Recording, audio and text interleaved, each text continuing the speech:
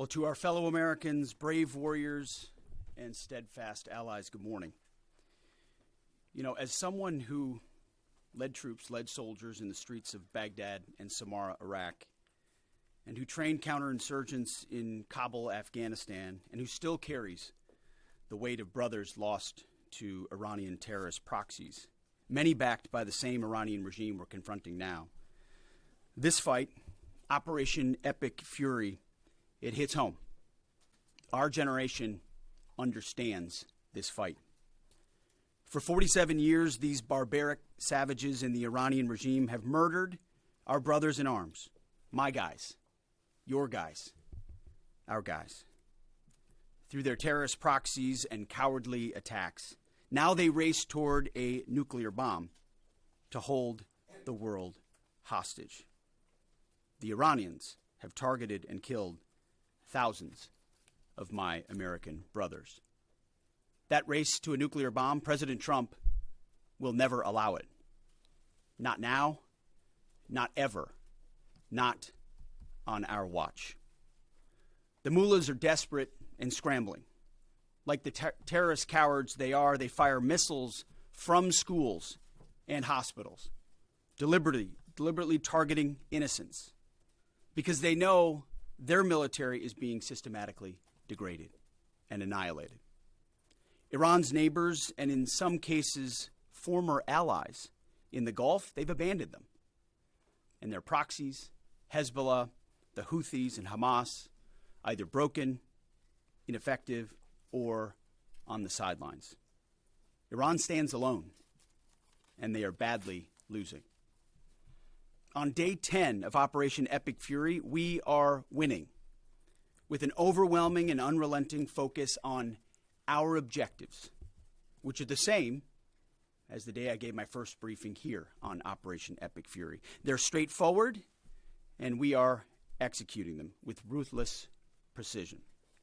One, destroy their missile stockpiles, their missile launchers, and their defense industrial base. Missiles and their ability to make them. 2, destroy their navy. And 3, permanently deny Iran nuclear weapons forever. It's a laser-focused, maximum authority mission delivered with overwhelming and unrelenting precision. No hesitation, no half measures.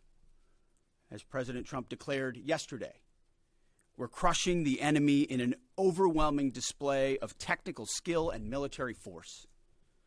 We will not relent until the enemy is totally and decisively defeated. But we do so. We do so on our timeline and at our choosing. For example, today will be yet again our most intense day of strikes inside Iran. The most fighters, the most bombers, the most strikes. Intelligence more refined and better than ever. So that's on one hand. On the other hand, the last 24 hours have seen Iran fire the lowest number of missiles they've been capable of firing yet. Just the bifurcation, just the trend lines that we talked about on our first briefing. You see, this is not 2003. This is not endless nation building under those types of quagmires we saw under Bush or Obama. It's not even close. Our generation of soldier will not let that happen again, and nor will this president, who very clearly ran against those kinds of never-ending, nebulously scoped missions. Those days are dead. Instead, we're winning decisively with brutal efficiency, total air dominance, and an unbreakable will to accomplish the president's objectives on our timeline. We stay locked on the target because here at the Department of War, that's our job. Now, the chairman and I, having just returned from Dover last night, our troops and their families and the enormous sacrifice that they make is certainly heavy on my mind. So I'll close with scripture, drawing strength from Psalm 144. Blessed be the Lord, my rock, who trains my hands for war and my fingers for battle. He is my loving God and my fortress, my stronghold and my deliverer, my shield in whom I take refuge. May the Lord grant unyielding strength and refuge to our warriors, unbreakable protection to them and our homeland, and total victory over those who seek to harm them. And amen. God bless our troops and this mission. Mr. Chairman, over to you. Thank you, Mr. Secretary, and good morning, everyone, and thank you for being here. I'm here today to continue the updates to the American people and to those in the room on Operation Epic Fury. First, let me start with honoring our fallen. As the Secretary said, on Saturday and again last night at Dover Air Force Base in Delaware, our nation's leaders honored our returning fallen as they arrived home for their final time. Last week, I shared a few of the names, and today I want to share the rest. Major Jeffrey O'Brien and Chief Warrant Officer 3 Robert Marzan were the final two fallen to return home and members of the U.S. Army Reserve's 103rd Sustainment Command out of Des Moines, Iowa. Last night, as the news has been reporting, we honored the return of Staff Sergeant Benjamin Pennington of the U.S. Army's 1st Space Brigade from Fort Carson, Colorado. When I met Ben's family last night, his mom, his dad, and his sister, they showed me a drawing that Ben had made when he was in kindergarten. It was clear all the way back then that Ben wanted to do one thing in his life, and he wanted to serve his country and be a soldier. And to the Penningtons, just know how Ben was absolutely a great one. And finally, Major Sorfleet Davies, who returned home this weekend after sadly passing away from a medical condition while on duty in Kuwait. We welcome him home as well and mourn with his family. To the families and the families of all of our fallen, we share in your profound grief. The Joint Force remains eternally grateful for your sacrifice and the gift of a great example that your service members have given all of us. I want you to know that their names will never be forgotten, and you and your family are part of our Joint Force family forever. Let me talk a little bit about the progress thus far, acknowledging that Admiral Cooper will likely continue to give updates from CENTCOM. As the Secretary said, we're in the 10th, moving into the 11th day of Operation Epic Fury. The Joint Force remains focused on 3 military objectives. Continue to destroy Iranian ballistic missiles and drone capability in order to prevent attacks on the U.S. and others throughout the region.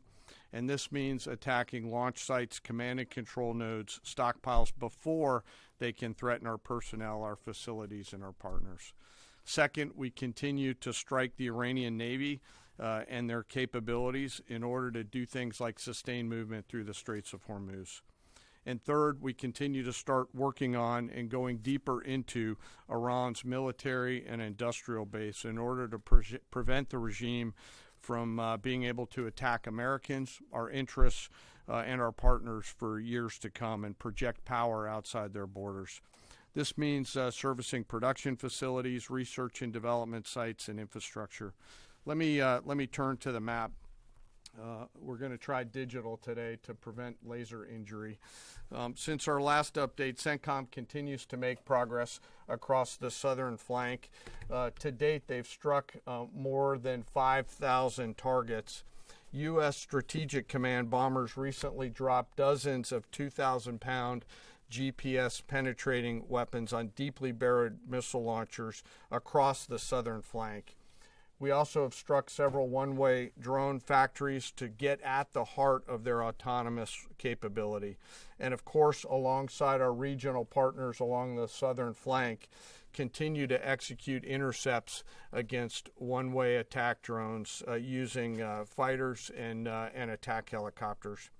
Our strikes mean we've made significant progress in reducing the number of missile and drone attacks out of Iran. Ballistic missile attacks continue to trend downward, 90% from where they've started, and one-way attack drones have decreased 83% since the beginning of the operation. A testament to our air defenders and our air defense systems, and as I said, our partners in the region continue to do great work as well. Second, we're making substantial progress towards destroying the Navy. In the first 10 days of the conflict, we're more than 50 Iranian naval ships into the campaign using a combination of artillery, fighters, bombers, and sea-launched missiles. As Admiral Cooper noted last Thursday, we struck and sank an Iranian drone carrier ship, and U.S. CENTCOM continues today to hunt and strike mine-laying vessels and mine storage facilities. This work will continue. Third, against our objectives, we've begun to target Iran's military and industrial complex, again, focusing on centers of gravity to get upstream of the shooters out in the field in order to deny them the ability to continue to generate those one-way attack drones. Let me spend a minute talking about the Joint Force. Across the area of responsibility, this is gritty and tireless work, and I cannot begin to explain how incredibly proud I am of the extraordinary courage, tenacity, and grit and professionalism within the Joint Force. Last time I had a chance to talk about the Army's incredible logisticians who are out there sustaining the fight. Today I want to highlight a few groups of sailors. First, I want to thank the men and women of the Ford Carrier Strike Group and their families, and let all of them know how grateful I am for their leadership and service. The crews on board this strike group have already been endured months at sea only to get their deployment extended. These exceptional Americans, rogered up, all supported by their families, continue to stand the watch, taking the fight to the enemy over and over again, night after night. Aboard ships like the USS Ford and the Abraham Lincoln are a special group of sailors I want to highlight today. These are the men and women, the sailors up on the roof running operations on the flight deck. With an average age of the early 20s, these are the unsung heroes of naval aviation. These young sailors, known for wearing yellow shirts, are in charge of the catapults, taxiing jets around on the flight deck, shooting jets off the front end, and recovering jets off the back end. They are literally involved with every single movement on the roof on an aircraft carrier. They are the last ones that a naval aviator sees before getting shot off the front end, and the first one that a naval aviator sees after safely trapping on the back end. And just for a minute, imagine you're standing on that aircraft carrier flight deck. There's 30 knots of wind in your face. The deck is slippery, covered in grease. It's noisy. There are propellers spinning. There's jet blast everywhere. The helicopters are running. Your head is on a swivel, and you're trying to direct a multi-million-dollar fighter into a 1-foot square box so that those naval aviators can be shot off into the black of night to go do America's work. Those jets are fully loaded with missiles and bombs, and they are a world-class team combined with the naval aviation and the aviators in those jets. This beautiful symphony of American spirit is the definition of perfectly organized chaos. And these crews do it every single time the carrier is at work. Oh, by the way, in the middle of the night and oftentimes in the pouring rain. These are dedicated young people who take the road less traveled to serve their great nation, doing the deeds that we need them to do. America's enlisted force is the pride of every nation's military, certainly ours, and the envy of every other one as well. Each and every one of them out there across the Joint Force are extraordinary, and in particular today I want to highlight the yellow shirts. Ladies and gentlemen, our work continues. It'll continue to be difficult. I ask every American to keep our deployed force and their families in our thoughts. Combat deployments can be tough on the force and the families, and it's important that we continue to remember that. I remain deeply humbled by the 2.8 million members of the Joint Force, and I'll end where I started, and that's remembering our fallen and their families whose sacrifice will be felt forever. And with that, I'll take some questions with the Secretary. A beautiful symphony of American spirit. Well said, Mr. Chairman. Thanks, sir. And I will just note that no other country in the world is capable of executing what the chairman just described, day after day, night after night, unrelenting. Well said. Thank you. Yes, sir. Alexandra Ingersoll, One America News. You talked, Mr. Secretary, you talked at the conference in Florida on Thursday that there was a 90% missile capabilities degradation and 83% drone degradation, and I know the chairman just repeated those numbers. We've seen the most amount of fighting these past 5 days. Is there any update to those percentages? And also, are you able to give any quantification of degradation to the enemy's nuclear capabilities yet? What those numbers represent is a persistent low ability to respond, which is what we're looking for, right? It's if the enemy can simply wait and then project power, that's problematic. And we've seen some spurts here or there, but ultimately the trend lines, if you look at the charts that we look at every day, have gone like this down to a flat. It doesn't mean they won't be able to project. It doesn't mean our air defenders still don't have to defend. They do, but that is strong evidence of degradation, along with the battle damage assessment that the Joint Staff does, which takes time. You've got to look at imagery and recognize whether something's been simply degraded or it's been destroyed, or whether an underground facility has been collapsed or completely obliterated. So there's differences in how you evaluate that, but the numbers staying that low is a demonstration of the efficacy for sure. Yeah, Ryan. Thanks, Mr. Secretary. There's been reports that the new leader of Iran has been wounded. Do you know if this is true and what his condition is? And then another one, President Trump said he had a really good call with President Putin yesterday. Will Russia be aiding us in this conflict, and can you share anything on that? Well, the president, as I've said before, maintains strong relationships with world leaders, which creates opportunities and options for us in very dynamic ways. So the president said it was a good call. I was not on it, but those that were said it was a strong call, reaffirming hopefully the opportunity for some peace in Russia-Ukraine, and also a recognition that as it pertains to this conflict, they should not be involved. The first question was? On the new leader of Iran, there's reports that he's been wounded. Oh, the new leader of Iran. He would be wise to heed the words of our president, which is to not pursue nuclear weapons and come out and state as such. As far as his status, that's not something I can comment on right now. Yeah, right here. That's correct. Mr. Secretary, Eric Schmidt with the New York Times. A question for you first. Last week you talked about this being the beginnings of an air campaign that could last 3 to 8 weeks. Can you give us your assessment on where we are now? And Mr. Chairman, in any conflict, the enemy or the adversary adapts to the tactics it faces. Can you talk about the most challenging adaptation the Iranian military has made to the U.S. military? What challenges are you facing most right now? Thank you. I appreciate the question. Where we are is in a very strong place, giving the President of the United States maximum options. And from the beginning, from this podium, we haven't stated how long it will take. Our will is endless. Ultimately, the President gets to determine the end state of those objectives, right? But what he's said continually, and I want the American people to understand, is this is not endless. It's not protracted. We're not allowing mission creep. The President has set a very specific mission to accomplish, and our job is to unrelentingly deliver that. Now, he gets to control the throttle.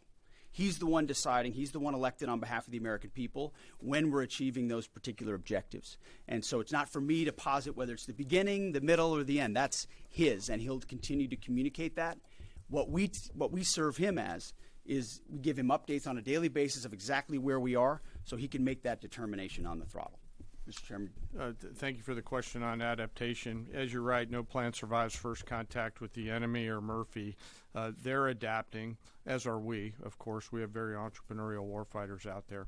I'd rather not, for operational security reasons, tell them what's working. So I'm not a not answer that question based on that. But we are watching what they're doing, and we are adapting faster than they are. Are they more formidable than you anticipated, General? I think they're fighting, and I respect that, but I don't think they're more formidable than what we thought. Secretary Hegseth, thank you. Jordan Conrad's from the Gateway Pundit. Axios reported, citing U.S. and Israeli sources, that the U.S. was not happy with strikes on 30 fuel depots in Iran. While this is anonymous sourcing, it seems kind of congruent with what President Trump said yesterday, that there's certain spots they don't want to hit relating to energy infrastructure that would take a long time to rebuild. And whether this reporting is true or not, what's your message to Americans, those who supported the president and those who aren't really in favor of this war and who worry that Israel might be taking advantage of the U.S. is backing? And then for Mr. Chairman, for you, I wanted to ask, when you say that we're moving inland, what capabilities does Iran have to shoot down jets over their land? And would that trigger some kind of rescue operation that could risk a bigger ground operation? Well, I would just state by saying Israel's been a really strong partner in this effort. Where they have different objectives, they've pursued them. Ultimately, we've stayed focused on ours. But what Iran has felt is the power of the world's two most powerful air forces. In that particular case, those weren't our strikes or that objective, or that wasn't necessarily our objective. But the president has made it clear to those concerns that we're not getting pulled in any direction. We're leading. The president is leading. He's determining where we want to go, what the outcome will be, what the end state is, with a very keen eye. And I understand those concerns because I've heard from a lot of people who I went through 20 years of those wars myself, worried about getting dragged in, worried about mission creep, worried about nation building or democracy expansion. That's never the perspective the president has pursued on this. Just because previous presidents and previous secretaries have decided to just pour more resources and more people in toward some unguided end state doesn't mean that's the way the world needs to look today. In fact, the American people voted for a different approach. But what the president also stated from the beginning was Iran can't have a nuclear weapon. And it's one thing to say it. It's easy to say. Anybody can say that. I mean, Barack Obama said that. But to do something about it takes courage and resolve. But in that courage and in that resolve, you can also be very scoped in what you're trying to execute to ensure that the sacrifice of Americans, American treasure, American lives, all of those properly meet the objective that you're trying to accomplish. And certainly, as someone I talked out front about what the Iranians have done to our generation, yes, we're clear-eyed about it. But my job is to keep it scoped, given the directive to the president to accomplish the mission. Thank you for the question.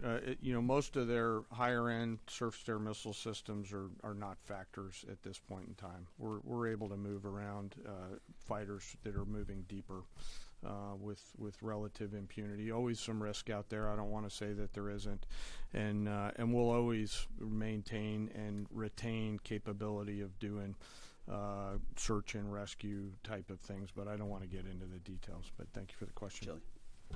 Thanks, Mr. Secretary. President Trump told our team on the ground early this morning that the thing that has surprised him the most during the course of this operation so far has been the Iranian regime attacking countries that are not attacking them. I'm curious if that surprised you as well. And General, curious if you were open to the possibility of escorting vessels through the Strait of Hormuz, and if you could describe some of the challenges of doing so. Big mistake by the Iranian regime to start targeting its neighbors right away, exposing who they are and what they're all about, indiscriminate targeting, flailing recklessly at the beginning. I can't say that we anticipated necessarily that's exactly how they would react, but we knew it was a possibility. And I think it was a demonstration of the desperation of that regime then and that regime now, that they still think their pathway out is to try to alienate their Arab partners even more, who've instead decided to come to us and have been willing to go on the offense, have been giving us access, spacing, and overflight in a new partnership that will continue to remake the region the way that President Trump did with the Abraham Accords. So you're pushing those countries in our direction to support this effort, further alienating Iran. And I think it's worth underscoring. I see in the media banners that say, war expanding or war spread. It's actually the opposite. It's actually quite contained, and more of those countries are coming on side, recognizing that you can't live under a conventional umbrella with nuclear ambitions with a radical regime like that. Again, properly scoping the objectives in the process. And then you want to talk about the Strait? Sure. On the potential, if tasked to escort, we'll look at the range of options to set the military conditions to be able to do that. And then, like we always do with every potential mission, come to the Secretary and the President with both what are the resources required, what is the command and control required, and what are the risks, and how do we mitigate those risks. So we're looking at a range of options there, and we'll figure out how to solve problems as they come to us. But I would reiterate also to add to what the chairman said, the truth the president posted last night about that, saying if Iran does anything to stop the flow of oil within the Strait of Hormuz, they will be hit by the United States of America 20 times harder than they have been hit thus far. He goes on to say, death, fire, and fury will rain upon them. You've seen the truth and read it. But he takes very seriously the condition of that straits. We have capabilities that no other nation on earth has, and we're certainly working with our energy partners across the administration to control for that. That's part of that scoping of this. The world needs to understand this doesn't have, this isn't intended to be, nor is it something that will expand. We know exactly what we're attempting to achieve here, scoped properly, and the American people can count on that for sure. Thank you so much, Secretary Hegseth. President Trump has long said that he wants to minimize the loss of life in war, which wherever it occurs in whatever country, which so many people obviously appreciate. Can you detail the specific measures the Pentagon is taking to minimize civilian casualties and strikes inside Iran? And secondarily, is the Pentagon prioritizing replenishment of precision-guided munitions, long-ranged strike weapons, or air defense interceptors? And can you share any details on which systems are being prioritized? Yeah, seeing it from the inside every single day, including this, no nation takes more precautions to ensure there's never targeting of civilians than the United States of America. From the boat strikes in the Caribbean, where every single strike is assessed to this campaign here, no nation in the history of warfare has ever attempted in every way possible to avoid civilian casualties. And frankly, that's a point that just isn't appreciated enough. Where things happen that need to be investigated, we will investigate. To the question shouted in the back, that it's not open source is not the place to determine what did or did not happen. We take things very, very seriously and investigate them thoroughly, which takes time, and which is why it does take time. But ultimately, unlike Iran, who targets civilians indiscriminately, who we've seen in the intel moving rocket launchers into civilian neighborhoods, near schools, near hospitals, to try to prevent our ability to strike. That's how they operate. And then they set the targeting of drones and missiles toward civilian targets, hospitals, hotels, airports. CENTCOM's been very good about putting that information out. That's how terrorist regimes fight. They target civilians. We do not. And I can tell you this administration and this Pentagon focuses on that very, very closely. Go ahead. You Right here. will hold someone accountable if it turns out that that Sir, was a this US morning mission the that Iranian government is saying a lot. They continue to say they're prepared for a long war. If that's the case, what could you tell the American people as far as the steps the Department of War is taking to make sure our troops have the protection and the resources they need as the mission continues?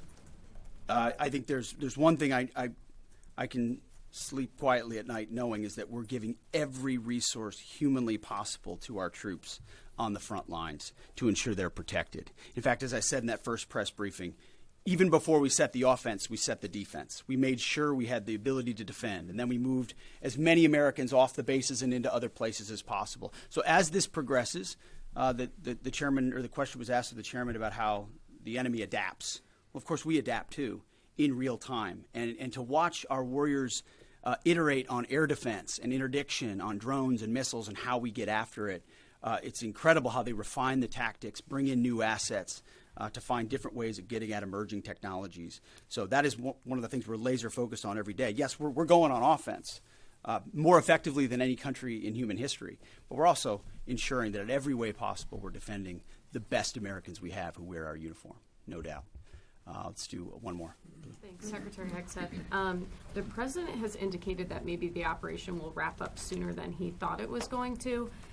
What's the plan once the U.S. stops military action? Will the U.S. play a role in the aftermath, or will they leave Iran to sort it out? Ultimately, the aftermath is going to be in America's interests, our interests. We won't live under a nuclear blackmail scenario of conventional missiles that can target our people, which is why the objectives have been scoped from the beginning. Missiles, missile production, a defense industrial base, Navy, all in service of ensuring they don't have nuclear power projection capabilities. That's what matters to President Trump. That's what matters to the American people. And ultimately, that's why we're so laser focused on ensuring those objectives, and those objectives alone, are met. Thank you. I appreciate it. Thank you.